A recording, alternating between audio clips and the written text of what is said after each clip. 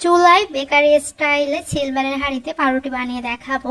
এই পাউরুটিটা একবার যদি বাসায় বানান কখনো আর বাজার থেকে কিনে খাবেন না, কারণ বাসায় খুবই সস্তায় এবং কম খরচে বানানো যায়।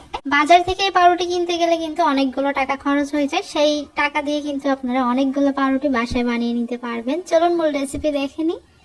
পৌনে 1 কাপ পরিমাণ কুসুম গরম পানি দিয়ে দিচ্ছি। এখানে পানির পরিবর্তে লিকুইড দুধ দিতে পারবেন, তবে অবশ্যই কুসুম গরম দিবেন। 1.5 চা চামচ ইস্ট দিয়ে দিচ্ছি। গুঁড়ো দুধ দিয়ে দিচ্ছি 2 টেবিল চামচ পরিমাণে, আর চিনি দিয়ে দিচ্ছি 2 টেবিল চামচ পরিমাণে। প্রথমে 1 কাপ পরিমাণ ময়দা দিয়ে দিচ্ছি। ময়দাটা দেওয়ার পরে আমি লবণ দিয়ে দিচ্ছি পরিমাণ মতো, আর এখানে ময়দাটা অল্প অল্প করে মিশিয়ে নেবেন, একবারে দিতে যাবেন না। পাউরুটি বানানোর জন্য আমরা যে খামিরটা বানাবো, খামিরটা কিন্তু একটু নরম থাকবে। নরম থাকলে কিন্তু পাউরুটি বানানোর পরে পাউরুটিটা অনেক বেশি নরম থাকবে। আর মাখানোর কাজটা অবশ্যই হাত দিয়ে মাখিয়ে নেবেন ভালোভাবে। এটা এখন আমি খামির করে নিচ্ছি, আর এমন নরম হবে খামিরটা। আর এ পর্যায়ে একটু তেল দিয়ে দিচ্ছি, অবশ্যই তেল দিতে হবে। তেল দিয়ে ভালোভাবে আমি 10 মিনিটের মতো মাখিয়ে নিব। এই মাখানোর উপরেই কিন্তু পাউরুটির ফোলাটা ডিপেন্ড করবে। যত বেশি ভালোভাবে মাখবেন ততই কিন্তু পাউরুটিটা ফুলবে।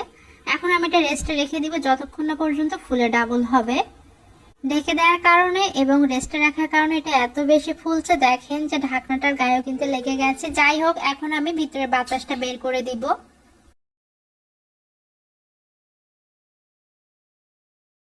এখন আমি এই খামিরটাকে কয়েকটা ভাগে কেটে নিব।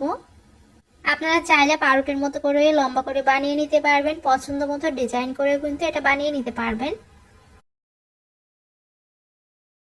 আর এটা কিন্তু যে কোনো পাত্রে আপনারা বানিয়ে নিতে পারবেন, যে পাত্রগুলো হাঁড়ির ভিতরে বসলে পুড়ে যাবে না বা গলে যাবে না, ঠিক এমন টাইপের। তা আমি একটা স্টিলের প্লেট নিয়েছি, প্লেটে একটু তেল ব্রাশ করে এই যে সবগুলো দিয়ে দিয়েছি। দিয়ে আমি আরো 10 মিনিট রেখে দিব রেস্টে। 10 মিনিট রেস্টে রাখার পরে এটা কিন্তু আরো ফুলে যাবে। এরপর উপর দিয়ে একটা সুন্দর কালার আনার জন্য আমি দুধ দিয়ে দিচ্ছি। আগে থেকে চুলায় 10 মিনিট আমি একটা হাঁড়ি বসিয়ে রেখেছিলাম, এই যে ঢাকনা দিয়ে ঢেকে। এখন পাউরুটির উপরে সুন্দর একটা কালার আনার জন্য কিন্তু এমন একটা কাগজ দিয়ে দিতে হবে, এরপর একটা স্ট্যান্ড। তারপরে কিন্তু পাউরুটির পাত্রটা বসিয়ে ঢাকনা দিয়ে ঢেকে আমি চুলার আঁচটা একদমই লোয়ে রেখে 25 মিনিট রেখে দিব।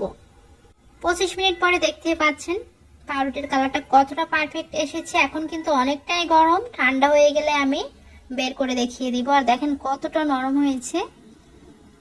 এভাবে পাউরুটি বাসায় কে বানাতে চায় না বলেন? সবাই কিন্তু বানাতে চাবে যদি এমন নরম হয়, আর সেই সাথে খেতেও কিন্তু অনেক বেশি টেস্টি ছিল। আর এই টাইপের পাউরুটিগুলো কিন্তু চায়ের সাথে খেতে বেশি ভালো লাগে। আর দেখেন কত বেশি নরম হয়েছে। কম খরচে কিন্তু বাসায় এভাবে পাউরুটি বানিয়ে নিতে পারবেন যখন তখন, আর গ্যাসের চুলোয়।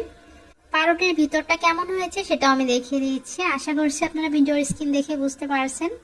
রেসিপিটা ভালো লেগে থাকলে অবশ্যই শেয়ার করবেন এবং কমেন্টে আপনাদের মতামত লিখে জানাবেন।